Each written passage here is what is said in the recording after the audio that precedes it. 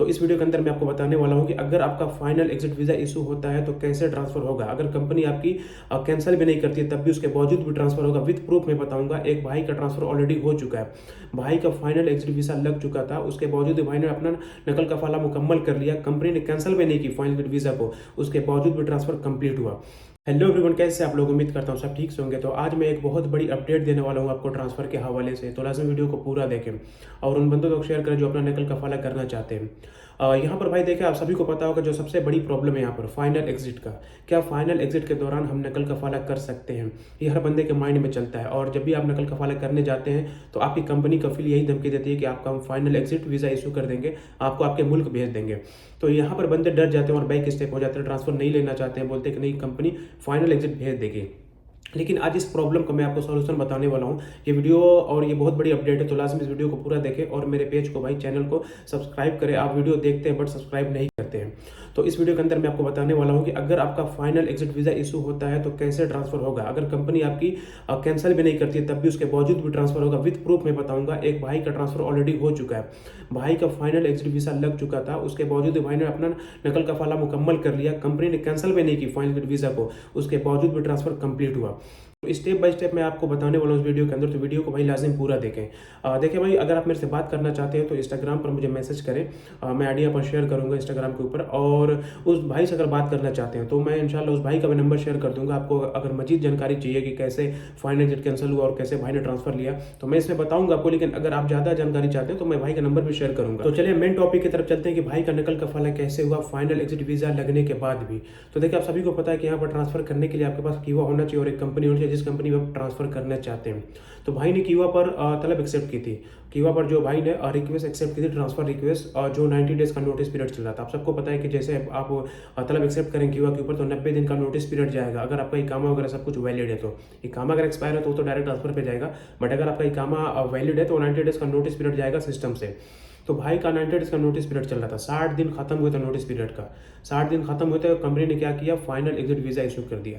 भाई का इकामा भी वैलिड है अभी 2 महीने, ठीक है। भाई का इकामा भी अभी वैलिड है 2 महीने, लेकिन बीच में कंपनी ने क्या किया, फाइनल एग्जिट वीज़ा इशू कर दिया। तलब ऑलरेडी मौजूद है कीवा के अंदर, जो 60 दिन नोटिस पीरियड खत्म हो चुका है। 1 महीना बचा ट्रांसफर कंप्लीट करने के लिए, लेकिन बीच में कंपनी ने फाइनल एग्जिट वीज़ा इशू कर दिया। ऐसा बहुत बंदों के साथ होता है बट उनको पता नहीं होता। तो ये फर्स्ट केस है मेरे पास भी, तो मैंने सोचा कि चले आपको इन्फॉर्म करूँ कि अगर आपके साथ भी ऐसा कंडीशन है तो आप ट्रांसफर कर सकते हैं, आपको यहाँ पर डरने की जरूरत नहीं है। तो देखिए, भाई का 60 दिन का नोटिस पीरियड खत्म हो चुका था और 30 दिन बचे थे ट्रांसफर करने के लिए। तो कंपनी ने फाइनल एग्जिट वीज़ा इशू किया। तो भाई ने अपने मौजूदा कंपनी से बात किया कि भाई इसको कैंसिल कर दे फाइनल एग्जिट वीज़ा को। उसको भी यही पता था भाई को भी कि ये वीज़ा कैंसिल होगा तब मैं ट्रांसफर कर पाऊंगा, अदरवाइज नहीं कर पाऊंगा। तो कंपनी ने आगे से रिफ्यूज़ कर दिया, मना कर दिया कि नहीं, हम आपको एग्जिट भेजेंगे, हम आपको नकल कफाला नहीं दे सकते हैं। तो देखिए, मैंने स्क्रीनशॉट भी यहाँ पे पिक्चर भी शेयर किया हुआ, कैसे भाई का स्टेटस चेंज हुआ, कैसे ट्रांसफर पे गया, ऑटोमेटिक ये चला गया, तो भाई का ट्रांसफर भी हो गया। तो मैं आपको एक एक पिक्चर भी शेयर करूँगा यहाँ पे। तो देखिए, भाई ने फ्रेंडली बात की अपने कंपनी से कि भाई इसको कैंसिल कर दे, उन्होंने मना कर दिया। अब भाई भी डरा हुआ था, तो उसने खामोशी से कुछ बोला नहीं, उनके साथ कुछ भी झगड़ा वगैरह कोई आर्गुमेंट नहीं किया।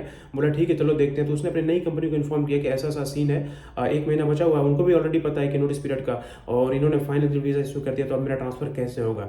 तो उसकी कंपनी ने बोला ठीक है आप वेट कर लो, ये जो 30 दिन बचा हुआ वेट कर लो, उसके बाद हम देखते हैं। तो भाई ने वेट किया, कुछ भी नहीं, ड्यूटी करता रहा ऐसे आराम से, कोई मसला नहीं था, ड्यूटी करते रहा। उन्होंने भी कुछ बोला नहीं, उसकी मौजूदा कंपनी ने भी किया टिकट लो जाओ, कुछ नहीं। तो 30 डेज जैसे वेट किया ना, तो जो लास्ट दिन था, जो 0 डेज ट्रायल पीरियड, सॉरी जो 0 डेज नोटिस पीरियड पे जाता है, आपको पता है। तो जिस दिन उसने चेक किया मॉर्निंग में 0 डेज नोटिस पीरियड शो हो रहा था और ऑलरेडी फाइनल एग्जिट वीज़ा लगा हुआ है। आपको मैं स्क्रीनशॉट भी शेयर करके दिखा रहा हूँ यहाँ पे। तो भाई ने जैसे शाम को चेक किया ना, तो उसका जो स्टेटस था वो चेंज हो गया। जो अफसर सॉरी कीवा में जो स्टेटस था ऑटोमेटिक वो चेंज हुआ। ऑटो क्या हुआ उसमें, pending completed transfer in Absher by new employer, ये स्टेटस डायरेक्ट चेंज हो गया। जो नोटिस पीरियड चल रहा था वो खत्म हुआ, 0 डेज से खत्म हो गया और ये चला गया सीधा अफसर में। Pending completed transfer in Absher by new employer, already final exit लगा हुआ है लेकिन उसके बाद भी ट्रांसफर पे चला गया। ये फर्स्ट केस है जो मेरे पास आया, भाई ने मुझे शेयर किया। तो मैंने सोचा ये लाजिम मैं वीडियो बनाऊं उन बंदों के लिए, ताकि बहुत सारे बंदों का इससे फायदा हो जाएगा भाई। क्योंकि ये जो मेन इशू है हमारा, जो फाइनल एग्जिट का, ये सबसे बड़ा इशू, सबसे बड़ा प्रॉब्लम है यहाँ पे। जो सबसे बड़ी मुश्किल हमारे साथ है कि कंपनी फाइनल एग्जिट लगा देगी, बंदे डर जाते हैं। और मैं भी भाई ऐसा, मैं भी डर जाऊंगा अगर मेरे साथ भी होगा। तो अगर आइडिया नहीं है तो ये प्रैक्टिकल मैं बता रहा हूँ आपको, ये कहीं लिखा नहीं है। जब प्रैक्टिकल होता है, आप मेरे साथ शेयर करते हैं तो हमें ये चीज़ की जानकारी होती है, अदरवाइज नहीं पता होता है। अदरवाइज सबको यही पता है कि फाइनल एग्जिट लगने के बाद से आपको सीधा घर जाना है, कंपनी आपको फाइनल एग्जिट भेजेगी, या वो कंपनी चाहेगी तो कैंसिल करेंगे तब आप ट्रांसफर कर सकते हैं। तो देखिए, ये सबसे बड़ी सॉल्यूशन मैं आपको बताने वाला हूँ कि अगर आपकी कीवा में तलब मौजूद है, आपने किसी कंपनी से तलब मंगवा ली है और वो चल रहा है नोटिस पीरियड पे, उस दौरान अगर कंपनी फाइनल रेट लगाती है तो वो आपका ट्रांसफर होगा, जैसे भाई का हुआ है। अगर आप इस तरह से रिस्क लेंगे तो आपका इंशाल्लाह ट्रांसफर होगा। तो देखें, भाई का जैसे ये पेंडिंग कंप्लीटेड ट्रांसफर एप्शर बाई न्यू एम्प्लॉयर चला गया, उसने अपने मौजूदा कंपनी को स्क्रीनशॉट शेयर किया कि भाई अब आप पेमेंट करो 2000 रियाल, मेरा ट्रांसफर मुकम्मल करो। वो भी ये सोच रहा था कि देखिए ये वीज़ा कैंसिल होता है कि नहीं होता है, वहाँ भी अभी भी इसका फाइनल वीज़ा लगा हुआ है। तो उन्होंने क्या किया, नेक्स्ट डे 2000 रियाल पे किया उसके अप्शर में, 2000 रियाल पे किया ट्रांसफर मुकम्मल करने के लिए। तो वो पे भी हो गया, गवर्नमेंट की तरफ से अप्रूव भी हो गया। और उसका जो है नेक्स्ट डे क्या हुआ, उसका जो अफसर से स्पॉन्सरशिप चेंज हो गया भाई, स्पॉन्सर जो चेंज होगा और फाइनल एग्जिट वीज़ा भी कैंसिल हो गया। जैसे उन्होंने 2000 पे किया तो फाइनल वीज़ा भी कैंसिल हुआ और उसका ट्रांसफर भी मुकम्मल हो गया, अफसर में सब कुछ चेंज हो गया। बट कीवा में उसका भी 2-3 दिन के बाद जो कॉन्ट्रैक्ट था वो एक्टिव हुआ। कीवा में सेम वही शो हो रहा था, पेंडिंग कंप्लीटिंग ट्रांसफर इन अफसर बाई न्यू एम्प्लॉयर, वहाँ पर चेंज नहीं हुआ था। अफसर में क्या हुआ, 2-3 दिन पहले ही स्पॉन्सर चेंज हो गया था, लेकिन कीवा में वो एक्टिव थोड़ा 2-3 दिन के बाद हुआ। तो देखिए, इस तरह से बंदे का फाइनल एग्जिट भी कैंसिल हो गया जैसे उन्होंने पे किया। तो मुझे इसमें यह समझ में आया कि बंदे ने ऑलरेडी कॉन्ट्रैक्ट एक्सेप्ट किया था, जो कॉन्ट्रैक्ट ऑलरेडी मिनिस्ट्री की तरफ से अप्रूव हो चुका था, ये मतलब ट्रांसफर पे जा रहा था। उसके बाद कंपनी ने फाइनल एग्जिट वीज़ा लगाई तो वहां पे क्या हुआ, ये वीज़ा कैंसिल हो गया जैसे उन्होंने 2000 पे किया नोटिस पीरियड मुकम्मल होने के बाद से।